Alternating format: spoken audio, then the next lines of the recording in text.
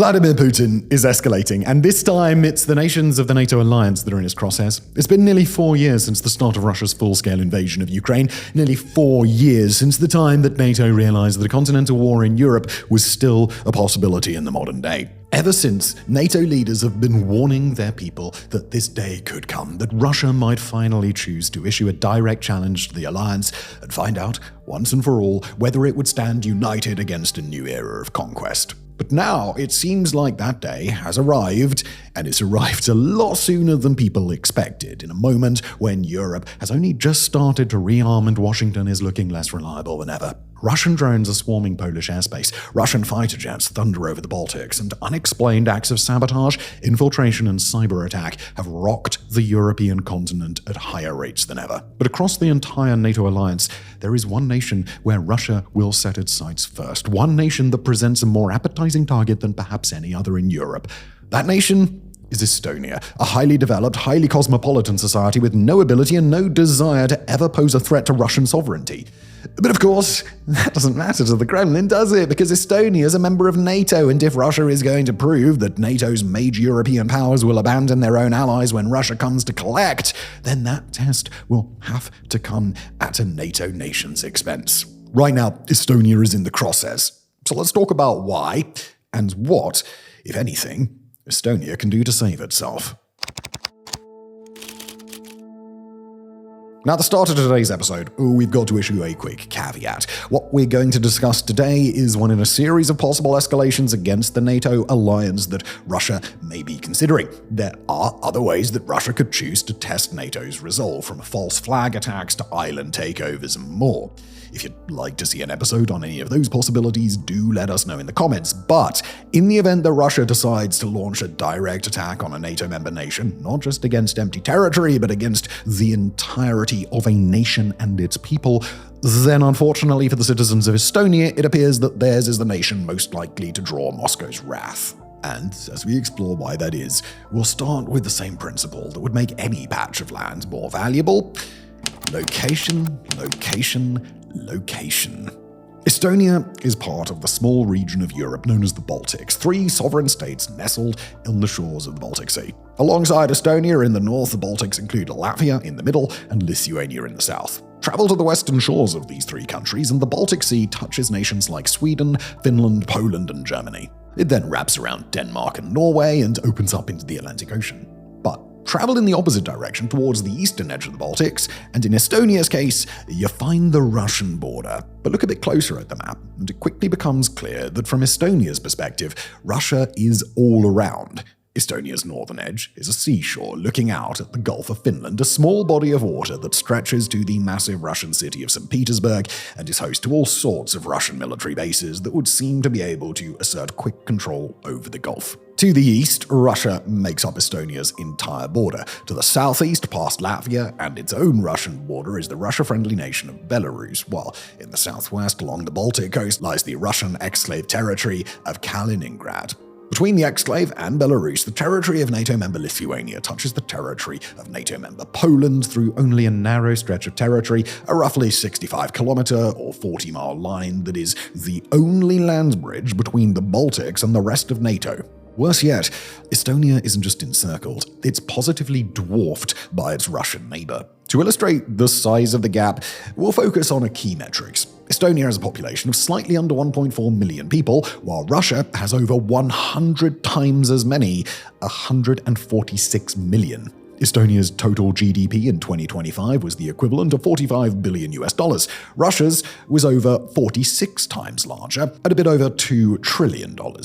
Although land area doesn't really matter for any practical purposes, the disparity is quite stunning. Estonia stretches across 45,000 square kilometers, while Russia spans over 17 million. That's about 380 times the size of Estonia.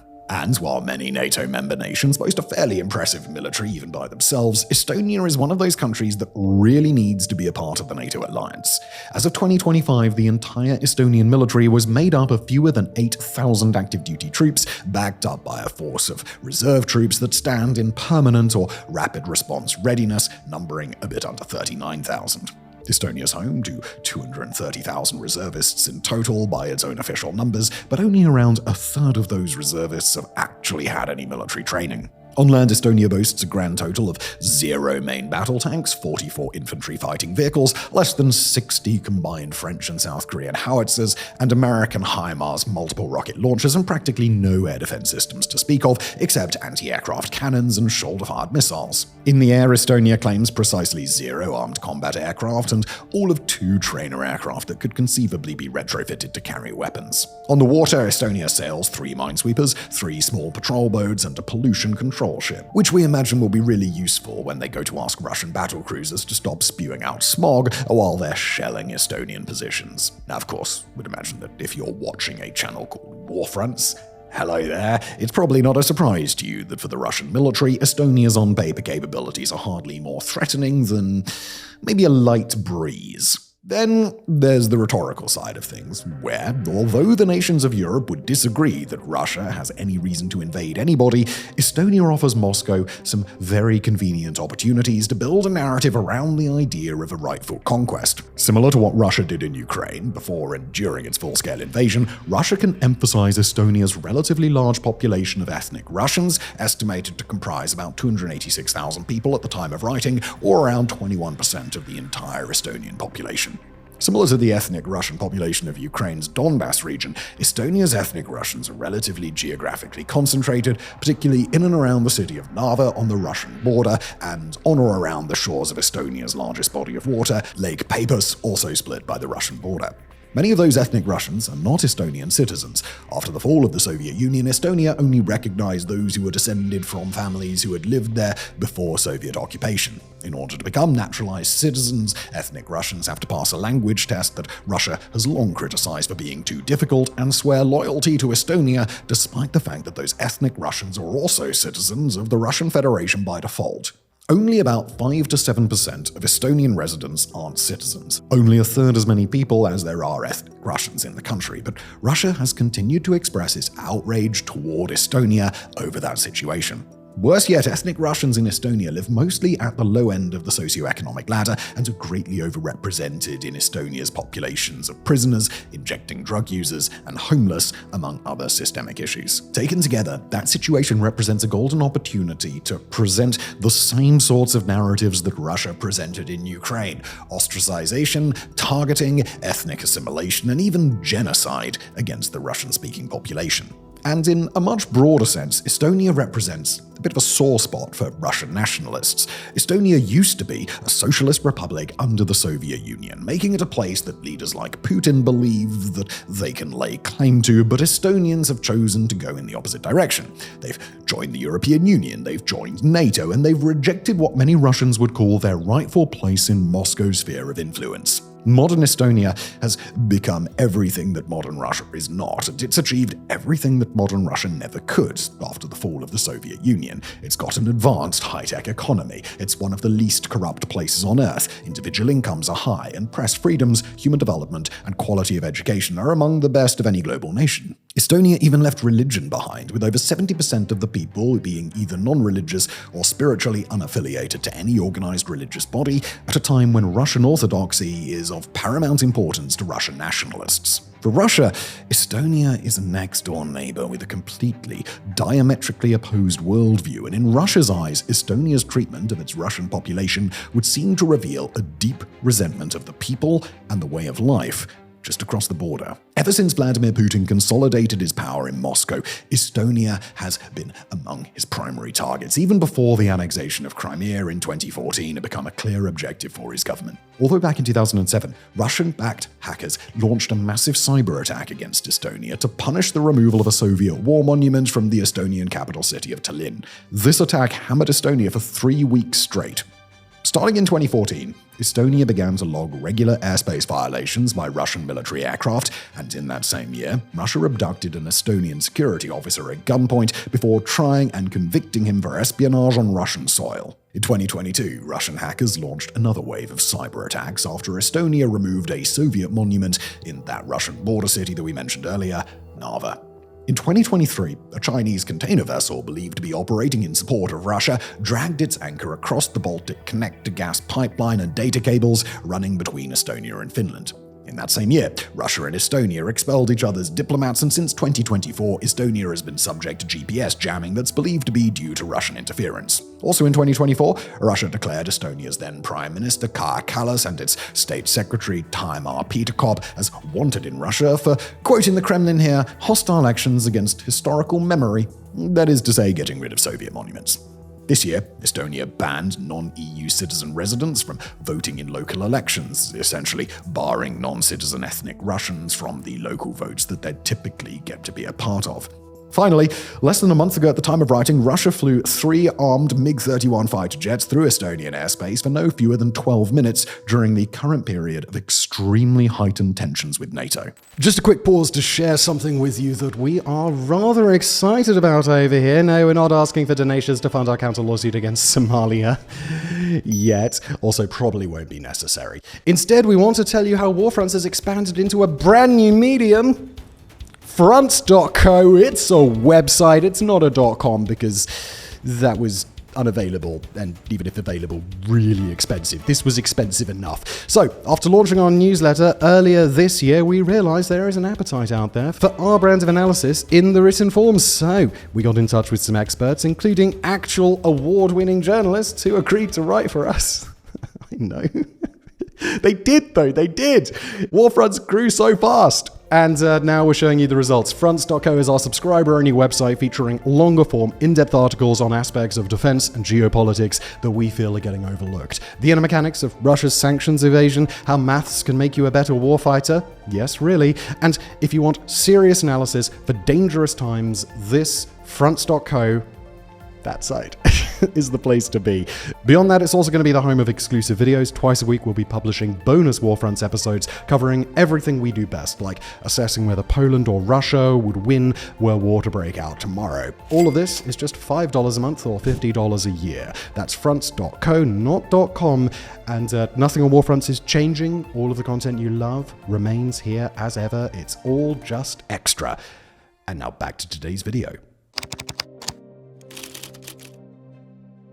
So, we know that Russia's sights have been set on Estonia for some time, and we know that Russia has long built a narrative of grievance toward Estonia and defense of ethnic Russians that mirrors the narratives that it's used to justify invasions of other countries in the recent past. We also know that despite the official protections of the NATO alliance, Estonia cannot repel a Russian invasion with the military personnel and equipment at its disposal. We can also briefly name a few of the reasons why Estonia is a more appetizing target for Russia than even the other NATO members that Russian troops could easily reach. Finland's and Poland's would of course put up stiff resistance, while Norwegian territory in the high north is practically empty and wouldn't send anywhere near as strong of a message. In the Baltics, Lithuania is too easily reinforced by Poland and has a far smaller ethnic Russian population. Latvia is far less vulnerable from the sea than Estonia, and an attack there could give NATO time to blockade the Gulf of Finland and thus the city of St. Petersburg. If Russia is going to attempt an overt act of territorial capture against a NATO member nation, then it's going to target Estonia. At the same time, Russia will need to consider a couple of important constraints as it measures a potential course of action. Estonia is a small country with a capital city that's about a 3-hour drive from the Russian border, but it's not a particularly easy place to invade. Its eastern territory in particular is quite hilly, dotted with over 1,500 lakes and thousands upon thousands of rivers and streams, all feeding into muddy boglands that are known for swallowing even NATO standard heavy fighting vehicles. In fact, 4 American soldiers died in Lithuania's peat bogs just this year when their armored vehicles sank into the mud. While the main thrust of a Russian invasion could travel along 2 major highways and zero in on the capital of Tallinn, and possibly even break through an all-out initial assault, it would be far more difficult to reinforce the country rapidly once it's captured. That is to say, perhaps Russia could take Estonia in a single-day blitzkrieg before NATO can agree to respond, but if 1 week later NATO agrees to launch a counter-offensive, it's unlikely that Russia would be able to move enough military equipment to enough points to defend all of Estonia's territory on short notice. As a result, an outright invasion and capture of Estonia through a formal traditional military assault might not be Russia's wisest course of action, and if it does attempt such a thing, it might as well just break through the more easily defensible Suwalki rocky gap between Poland and Lithuania and take the entire Baltic region. So, if Russia is going to focus and attack strictly on Estonia, it'll probably take a different tack. Back in June of this year, German Foreign Intelligence Chief Bruno Kahl explained one method that Russia could leverage in Estonia, so-called little green men sent, quote, to protect supposedly oppressed Russian minorities. The phrase little green men harkens back to Russia's soft invasion of Crimea in 2014 and the Donbas region of Ukraine shortly afterward. There, Russia dispatched thousands of masked men wearing unmarked uniforms and body armor who were quite clearly soldiers from an organized military and who Putin later admitted had been sent from Russia directly. Made up of paratroopers, special operators, and Wagner Group mercenaries, among others, this force of little green men took over the Crimean Isthmus in what was basically a bloodless invasion, while giving Russia just enough plausible deniability that Russia could get away with taking control of that territory. Russia then did the same thing in the Donbas region of Donetsk and Luhansk, where little green men organized the creation of two autonomous people's republics, puppet governments that very quickly requested that they be annexed by Moscow directly. The risk that little green men could show up in Estonia has been a core concern for many Western security analysts since 2014. Tactically, a light, unmarked invading force like this could actually be a good deal more effective than a full armored assault, potentially even using civilian vehicles like vans and pickup trucks to easily navigate smaller roads, spread throughout the landscape asymmetrically, and travel fast and wide enough that they can encircle and overwhelm Estonian defensive positions if Estonia puts up a fight. Remember, Estonia's active duty military is tiny and it's also very inexperienced, the sort of force that might struggle with a few thousand experienced Russian operators. Those Russians would also be able to leverage the same consumer-grade drone technology that's been so effective in Ukraine, and if necessary, they could engage Estonian fighters in urban battles much quicker and with much less destruction than Russian artillery units could achieve. In an ideal situation, little green men could move so quickly that Estonia is unable to muster much of a response and the invasion is relatively bloodless. Russia can even use a combination of little green men plus a possible larger force sent to mass on Russia's own border to put Estonia and NATO in an impossible situation. In that world, Russia can point to unmarked troops already moving across Estonia and point out that these little green men are asserting order quickly, cleanly, bloodlessly, and without destruction, and then gesture to a much larger armed force potentially bordering Estonia or the entire Baltic region and ask whether NATO wants to do this the easy way or the hard way. Remember, Russia's objective in invading Estonia wouldn't be to start a continental war with NATO, but instead to prove that NATO won't defend its own member nations, thus clearing the way for Russia to attack other NATO members without fear of a collective response. And if you, dear viewer, are confident that NATO would see a little green man invasion of Estonia already underway, see the prospect of a much larger battle and the devastation of Estonia and the Baltics if they get involved, and still choose to honor their commitment to collective defense, well, let's just say that you've got a lot more confidence than we do. Invade this way, and Russia can reap all the rewards of outright territorial conquest while preying on the deep unwillingness of NATO's leaders to force their people to fight and die in a continental war if it can be avoided. There's also the option for little green men, or even the full might of the Russian military, to take over part of Estonia's territory instead of the entire expanse. This would mirror a strategy that's long been favored by the Russian Federation and also by its predecessor, the Soviet Union, building and propping up autonomous zones of ethnic Russians or other groups with Russian loyalists in areas where the population is otherwise distrustful of Moscow. Ukraine got Donetsk and Luhansk People's Republics in 2014. The nation of Georgia is home to the autonomous regions of Abkhazia and South Ossetia. Moldova has the region of Transnistria. Azerbaijan hosted the breakaway Republic of Artsakh until recently. Uzbekistan has the Republic of Karakalpastan, and Tajikistan has the Badakhshan Mountainous Autonomous Region. Estonia, meanwhile, has a region that's just perfect to play host to a brand new Russian-aligned autonomous zone or even a separatist movement. That movement would, of course, seek to protect the rights and interests of ethnic Russians and would, of course, only organize local militias for self-defense, never mind that many of those militiamen seem to bear a very close resemblance to Russian troops, or that they're riding around in vehicles that closely resemble Russian tanks. Big coincidence. If Russia were to try something like this, it would almost certainly be located in the eastern regions that are home to the most concentrated populations of ethnic Russians, centered on the city of Narva, which would probably become the new autonomous capital.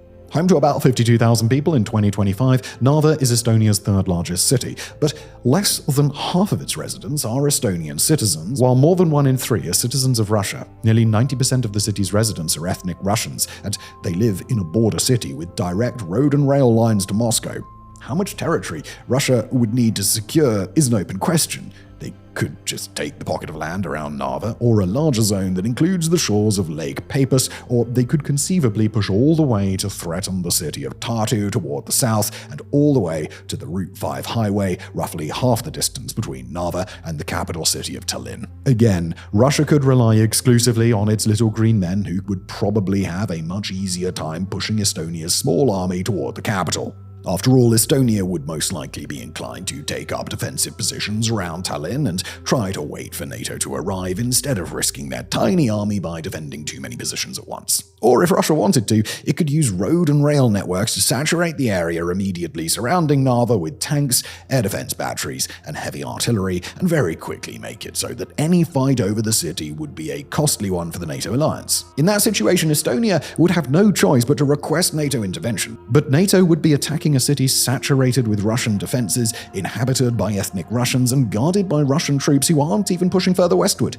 NATO would sacrifice lives and costly warfighting equipment over little more than the principle of collective defense. Since 2014, this potential Russian action has been discussed openly in NATO as the so-called Narva scenario, and it was even explained to NATO by French President Charles de Gaulle in the 1960s, and we'll quote him here: "Would the US really risk New York for Narva?" Nor are Russia's options constrained to boots-on-the-ground assaults against Estonian territory. Instead, Estonia could become the target for precisely the sort of air attack that Russia would seem as if it's building toward, first by swarming unmanned drones into Poland, then by flying an armed drone over Romania, and finally by dispatching combat jets in a flyover of Estonia itself. Russia has claimed that each of those incidents were merely accidental, and thus far, NATO has declined to respond punitively to Russia, as if any of them were actually intentional, as, let's be clear, all of them probably were. So, for Russia, the most obvious next step would be to keep escalating and see whether there's any point at which NATO would consider an airspace violation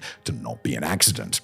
Again, Estonia is a prime target. It lacks reliable air defenses, and it's situated far from the most concentrated NATO air defense assets bordering western Ukraine, but it also has far less of an ability to retaliate independently against Russia than Finland does in the north. Some Estonian cities, and particularly the southern city of Tartu, are so completely within the range of Russian drones that it would be simple for Russia to launch a coordinated drone assault.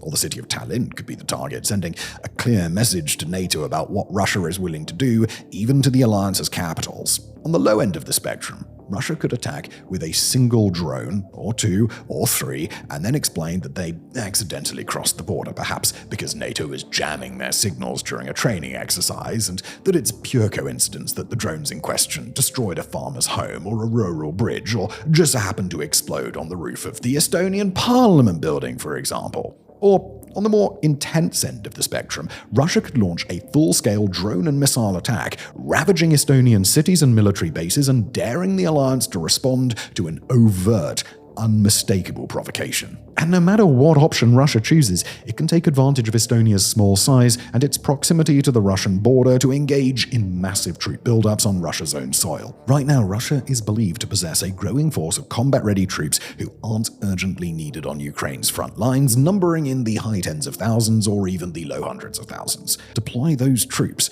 and the corresponding equipment on Estonia's border, and Russia could bring new meaning to any of the provocations we've mentioned, from an air attack to infiltration by little green men to a full-scale territorial invasion. Position those troops, make it clear that Russia can take over Estonia quickly, and it'll add a new dimension to every challenge it issues toward its NATO adversaries. Those NATO nations can intervene if they dare, but they know just as well as Putin does that by the time they can mobilize enough of an army to fight over Estonia, the entire nation will have been overrun by Russian troops. NATO can start nuclear Armageddon and destroy the world to save the pride and sovereignty of hardly 1 million people. It can sacrifice its forward-deployed combat aircraft and warships in what will be a losing battle anyway, or it can stand by, accept Estonia's fate, and remember what it's like to live in a world where might makes right. So, what can Estonia do in a situation like this? What can the NATO alliance even hope to do if Russia decides to set its sights on Estonia and issue NATO its ultimate test?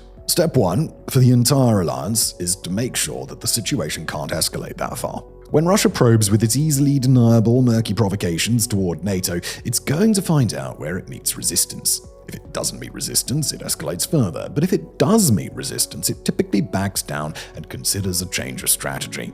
For NATO, that's not a guarantee, but it is a good bet.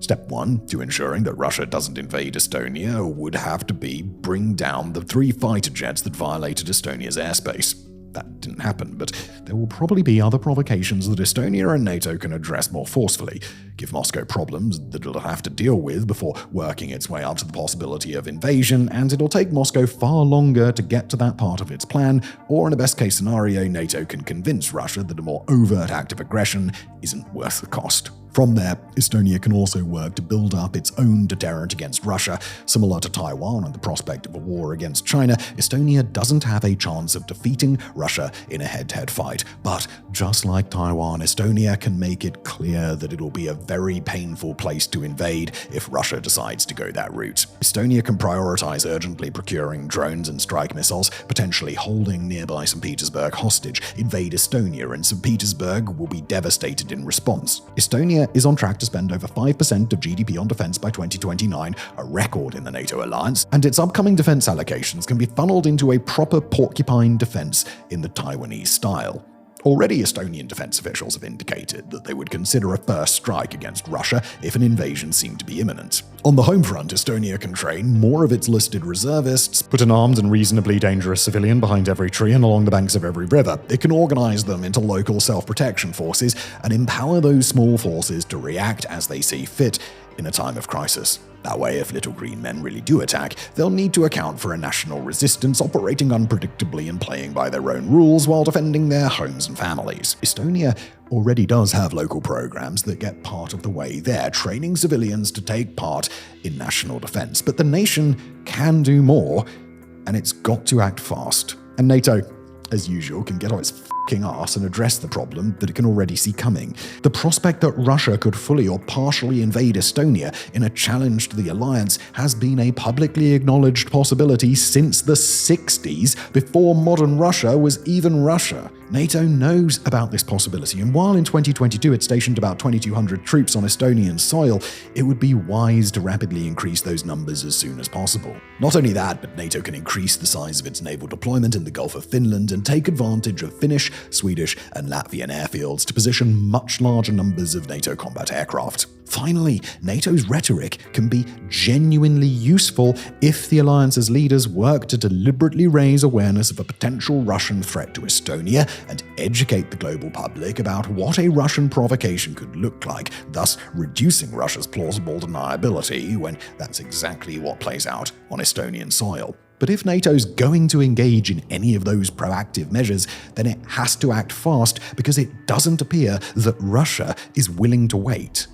We've said it before on this channel, and we'll say it again, Russia's calculus has changed. No longer can Moscow be expected to finish its operations in Ukraine and reorient its forces before testing the NATO alliance. The NATO members of Europe will be deep into rearmament by 2027 or 2028. The Ukraine war might not even be wrapped up by then, and political changes in the United States may make America more likely to honor its NATO obligations in just a couple of years than seems likely for the US right now. The Russian economy is trembling. It can't be held together with band-aid solutions for much longer, and Vladimir Putin is getting older. Russia knows full well that if it's going to test NATO, that's got to happen soon, before NATO grows more powerful and Russia loses its strength. For Estonia, that means the time is now for the country and the NATO alliance to either square up and get ready for a fight, or decide that it's going to roll over. And if the NATO alliance simply chooses to roll over, then Estonia's fate is sealed. So let's hope that a wiser approach prevails. Thank you for watching.